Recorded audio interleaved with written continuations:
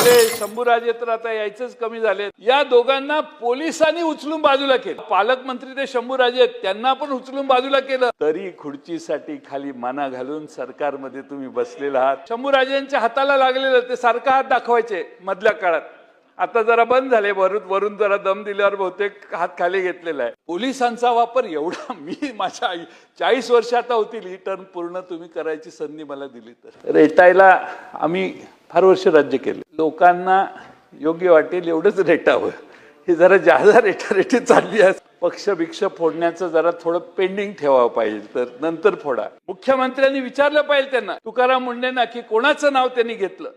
म्हणून म्हणतोय तुमच्यावरचा अन्याय दूर करायला देवेंद्र फडणवीसांनी चौकशी करावी आणि कुणाची बायको आहे त्याची माहिती सभागृहाला पुढच्या अधिवेशनाच्या पहिल्या दिवशी द्यावी। राम मंदिरात चोरी झाली, 2 दिवसाच्या पलीकडे तिसरा दिवस नाही दिसला। चिडायचं नाही, आपलं स्पोर्ट्समन स्पिरिट जागा ठेवा, चिडू नका। प्रभू रामा वाचव रे आम्हाला, आता तुझं मंदिरही झालं। प्रभू राम म्हणाले सरकार आधी सांगा माझ्या भक्तांनी दिलेलं दानाचं काय झालं। अजितदादांच्या अपघाताची पारदर्शक चौकशी होईल असं अधिवेशनात जाहीर करण्यात आलं। 5 महिने झाले, तपास कुठपर्यंत पोहोचला हे अधिवेशनात सरकारने जनतेला, सभागृहाला सांगावं। अध्यक्ष महोदय, खरं म्हणजे अजितदादांच्या चौकशीच्या बद्दल काहीच बातमी, काहीच माहिती येत नाही। त्यामुळे नक्की अजितदादांच्या घटनेला न्याय कसा मिळणार। आपण सरकारने जाहीर केलेलं की अजितदादांचं स्मारक आम्ही करू, त्या बाबतीत मला काही सरकारची हालचाल दिसत नाही। त्याचबरोबर अध्यक्ष महोदय, कायदा व सुव्यवस्थेचा प्रश्न आम्हाला पहिल्यांदा आनंद झाला, मुख्यमंत्र्यांच्याकडेच हे खातं असल्यामुळं फार चांगली व्यवस्था राहील असं वाटायचं सुरुवातीला। पण अध्यक्ष महोदय, आता मात्र असं वाटायला लागले की कायदा व्यवस्थेचाच खून झालेला आहे आणि सुव्यवस्थेत या कायदा सुव्यवस्थेचं शव हे सरकारच्या बहुमताच्या खुर्चीच्या खाली गाडलं गेलेलं आहे। अध्यक्ष महोदय, आता सातारा जिल्हा परिषदेची घटना, इथं मकरंद आबा आहेत, दुसरे शंभूराजे तर आता यायचंच कमी झालेत। पण अध्यक्ष महोदय, या दोघांना पोलिसांनी उचलून बाजूला केलं। यांना पालकमंत्री ते शंभूराजे त्यांना पण उचलून बाजूला केलं, तरी खुर्चीसाठी खाली माना घालून सरकारमध्ये तुम्ही बसलेला आहात। एवढं मला काय अपेक्षित नव्हतं। शिवाजी महाराजांचा बाणा पाहिजे आज, ठीक आहे, मला काय त्याच्यावर बोलायचं नाही, तो तुमचा अंतर्गत प्रश्न आहे। पण अध्यक्ष महोदय, 2 सदस्यांना मतदान करून दिलं नाही, त्यांच्यावर 7 वर्षाच्या पेक्षा जास्त मोठा गुन्हा असेल तर अरेस्ट करू शकतो।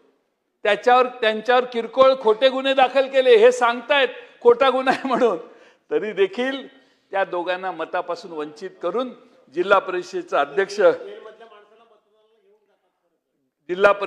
अध्यक्ष आपल्या मनासारखा करण्याचं काम अध्यक्ष महोदय झालं।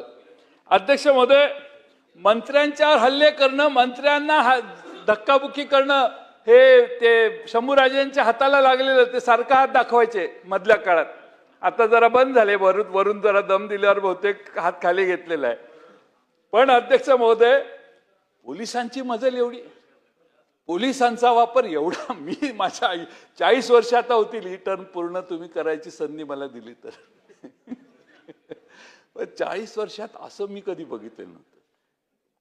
करायचं, पण कार्यकर्ते आहेत, बाकीचे लोक आहेत, पोलिसांनाच डायरेक्टिव्ह करणं हे अध्यक्ष महोदय चुकीचं आहे असं मला वाटतं।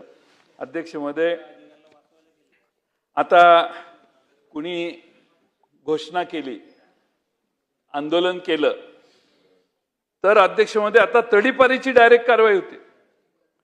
परवा मुंबई उच्च न्यायालयाने सांगितलं की राजकीय घोषणा देणं आणि नेत्यांचा निषेध करणं हा गुन्हा ठरत नाही। आणि न्यायमूर्ती काय म्हटले, सरकार आपल्या जनतेला गुलाम बनवत आहे का, एवढं गंभीर आणि अशा पद्धतीने तुम्ही तडीपार करू शकत नाही। न्यायालयाची ही चपराक माननीय मुख्यमंत्र्यांनी सगळ्या डीएसपींना बोलवलं पाहिजे, कॉन्फरन्समध्ये सांगितलं पाहिजे, अशा पद्धतीची अवैध कारवाई तुम्ही करू नका।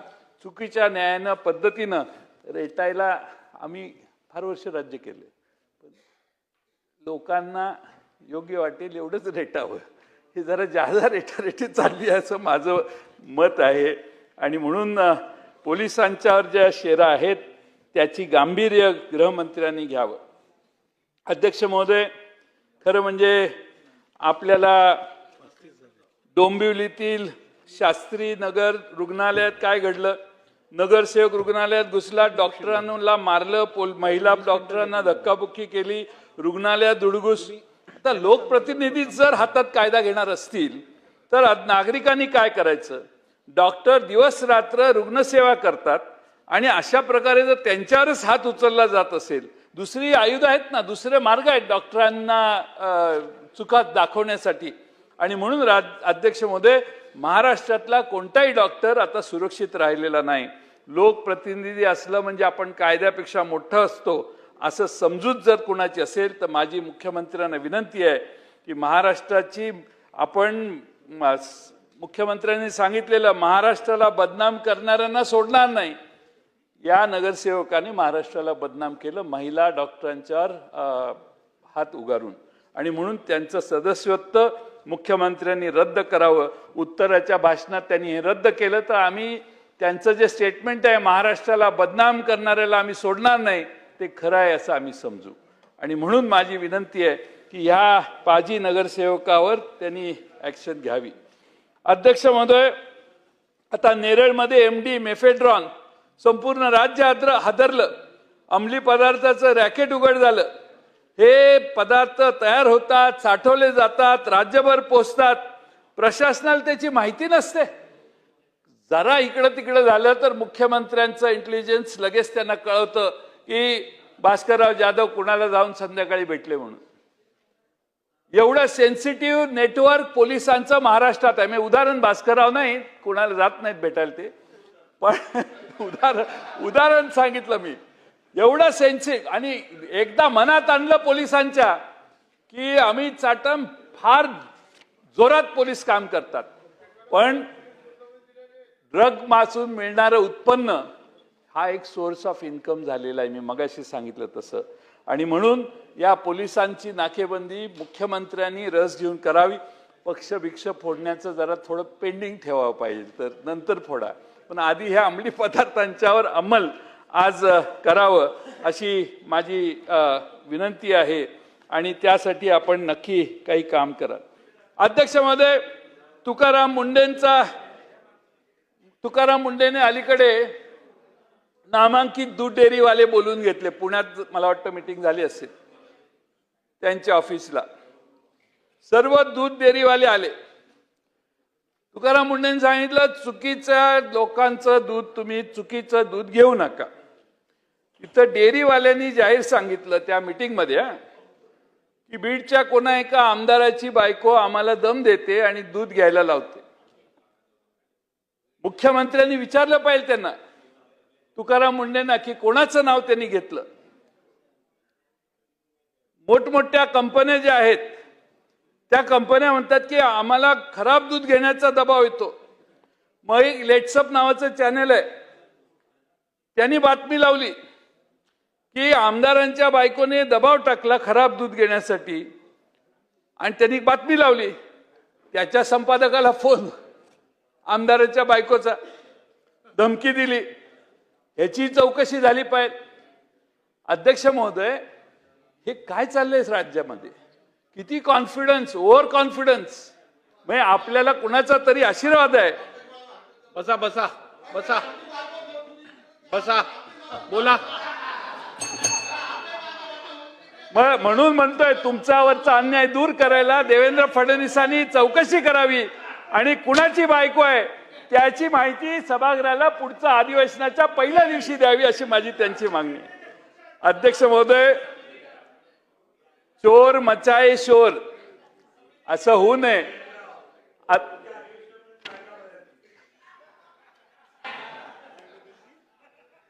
मी हे ऐकलेलं नाही म्हणून मी त्याचा उल्लेख करत नाही, रेकॉर्डला होईल. मी रेकॉर्डवर पण घेतलेलं नाही. थँक्यू. सध्या दूध व्यवसायात असं होऊ नये अशी आमची विनंती आहे. चोर मचाए शोर, उलटा चोर कोतवाल को डाटे, एवढी काळजी अध्यक्ष महोदय घ्यावी. काल नांदेडमध्ये पूल पडला, कारण 2 विद्यार्थी कसेबसे वाचले. सांगण्यात काय आलं की ते भूकंपामुळे झालं. अरे पुलाची एक भिंत खाली पडते, सगळी माती रस्त्यावर येते, एखादी तरी झोपडी पडली असेल की नाही त्या 4.5 रिश्टर स्केलच्या भूकंपानं. 4.2 रिश्टर स्केलचा भूकंप झाल्यावर एखाद्या घर पडलं असेल, एखादी झोपडी पडली असेल आणि मग आपला कोट्यावधी रुपयाचा पूल कोसळला असेल. पण हाच पूल कोसळला, बाकी काही मुनगंटीवार साहेब पडलेलं नाही. हा पूल का कोसळला याची चौकशी केली पाहिजे. आम्ही तुम्हाला बदनाम नाही करत, तुम्ही स्वतःवर घेऊ नका. कॉन्ट्रॅक्टर चुकीचे आहेत, त्यांच्या मागे लागा. तुमचा काय सोकावता कामा नये. असा कोण कॉन्ट्रॅक्टर आहे की त्यानं पडल्या 2 महिन्यात पुलाची भिंत पडते? अध्यक्ष महोदय, हे गंभीर आहे. तुम्ही साहेब, माझी तुम्हाला विनंती आहे, तुमच्यावर माझा पूर्ण विश्वास आहे, तुम्ही ह्याच्यात लक्ष घाला. तो कोण कॉन्ट्रॅक्टर त्याला बोलवा, मुख्यमंत्री महोदयांना किंवा ते बांधकाम मंत्री कोण आहेत त्यांना बोलवा. पण ह्याचा शहानिशा झाला पाहिजे. एक झोपडी त्या जिल्ह्यात पडली नाही, भूकंप लय लांब झालेला, पण एक झोपडी नाही पडली, पण याचा पूल पडला. अध्यक्ष महोदय, छत्रपती शिवाजी महाराजांचा पुतळा कोसळला मागे, कोणी दोषी अजून झालेलं नाही. आम्हाला माहित नाही कोण झालं का. होर्डिंग पडली, 13 माणसं दगावली, कोणी दोषी नाही. मेट्रोचं बांधकाम कोसळून माणूस दगावला, कोणीही दोषास पात्र नाही. झाड शाळेच्या बसवर कोसळून एक निष्पाप जीव गेला, कोणीही दोषी नाही. यामध्ये कुणीच दोषी नसेल, ह्या पुलातही कोणीच दोषी निघणार नाही अशी मला खात्री आहे. कारण आता अशाच संपलेल्या आहेत, सगळ्या अशा संपलेल्या आहेत न्याय मिळण्याच्या. एखादी दुर्घटना झाल्यावर रिस्पॉन्सिबिलिटी, आता हे सी लिंक आहे ते मिसिंग लिंकचं समर्थन तुम्ही करताय, ओके, पण अरे चौकशी करा ना, का असं झालं. एवढा मोठा वरचा डोंगर तुम्ही ॲड्रेस का नाही केला. तुम्ही आत्ता म्हणताय वर जाळी लावतो, तर मग पुढं एवढे 6 देशाचे इंजिनियर आपल्या कामाला सेवा देत होते. आणि म्हणून अध्यक्ष महोदय, माझी विनंती आहे की आता काय मीडिया तर काय बोलतच नाही. ते राम मंदिरात चोरी झाली, 2 दिवसाच्या पलीकडे 3रा दिवस नाही दिसला. मग फार मीडियाची पण अपेक्षा आता जनतेची राहिलेली नाही. 2 दिवस चालतं टीव्हीवर, विषय संपतो, 3रंच काहीतरी होतं आणि मग हे सगळं जातं. आता रामटेकचं आपण बिल मंजूर केलं, किती रामाची बिल होतं, रामाचं सगळ्यांनी हजर राहायला पाहिजे होतं, पण कशी उपस्थिती होती राम भक्तांची हे तुम्ही बघितलं. आणि म्हणून अध्यक्ष महोदय, लोकशाहीचा 4था स्तंभ ढासळत असेल तर नक्कीच लोक स्वतः पत्रकार व्हायला लागलेले आहेत, स्वतःच पोलखोल करायला लागलेले आहेत. आणि म्हणून एक पंडित म्हणून पुण्यात आहे, पंडित म्हणून, त्याच्या रील्स बघा, अतिशय कौतुक आहे त्याचं मला. गाडीची नंबर प्लेट पासून खड्डे पुण्यातले काय आहेत हे सगळ्यावर तो बिचारा रील करतो. आणि त्याची अपेक्षा आहे, म्हणजे असे नागरिक आहेत की ज्याला फार मोठ्या प्रमाणात अध्यक्ष महोदय लोकांना अपेक्षा आहे. मी जास्त वेळ घेणार नाही. तुमचा आदेश असेल तर मी एक कविता म्हणतो. आता शेवटचा दिवस आहे, तुमची चिडायचं नाही, आपलं स्पोर्ट्समन स्पिरिट जागा ठेवा, चिडू नका, आपलं असंच आहे कविता. सामना चित्रपटात मारुती कांबळेचं काय झालं हा एक खूप प्रसिद्ध संवाद आहे. त्यावर संवादावर आधारित एक कविता तयार केलेली आहे. मी नाही केलेली, मी कवी नाही आहे, त्यामुळे उगाच खोटं गोगावले साहेब बोलणं बरोबर नाही. इथं सभागृहात खरंच बोलायचं असतं, त्यामुळे झूट बोलणे असे काम नाही होता. सरकार म्हणालं जनतेला आता सगळं फिक्स झालंय, सरकार म्हणालं जनतेला आता सगळं फिक्स झालंय, महाराष्ट्राला $1 मिलियन अर्थव्यवस्था बनवण्याचे डन झाले. जनता म्हणाली सरकारला साहेब पेट्रोल 111 झालं, डिझेल 100 जवळ आलं, सांगा महागाई कमी करण्याचं काय झालं. सरकार म्हणाले जनतेला डाओसला जाऊन करार झाला, महाराष्ट्रात मोठा उद्योग आला, मोठं काम झालं. पालक म्हणाले सरकारला आमचं पोरगं बेरोजगार का झालं, 2 कोटी रोजगाराचं काय झालं. सरकार म्हणालं महिलांचा आता प्रश्न राहिला नाही, त्यांना बरंच काही मिळालेलं आहे, त्यांचं मतही आता आपलं झालेलं आहे. महिला म्हणाल्या सरकारला साहेब 80 लाख महिलांना बाद का केलं, लाडक्या बहीण योजनेचं काय झालं. आता सरकार वैतागलं, विद्यार्थ्यांकडे वळलं. सरकार म्हणालं विद्यार्थ्यांना तुमच्यासाठी खूप केलं, नीट केलं. विद्यार्थी म्हणाले सरकारला तेच आम्ही विचारतोय, नीटचं काय झालं, सीईटी टीईटीचं काय झालं. आता सरकारने मात्र प्रभू रामाकडे दावा केला. प्रभू रामाकडे हे सगळेच अशांत आहेत, सगळेच नाराज आहेत म्हटल्यावर सरकार प्रभू रामाकडे गेलं आणि प्रभू रामाकडे दावा केला, प्रभू रामा वाचव रे आम्हाला, आता तुझं मंदिरही झालं. प्रभू राम म्हणाले सरकारला आधी सांगा माझ्या भक्तांनी दिलेलं दानाचं काय झालं.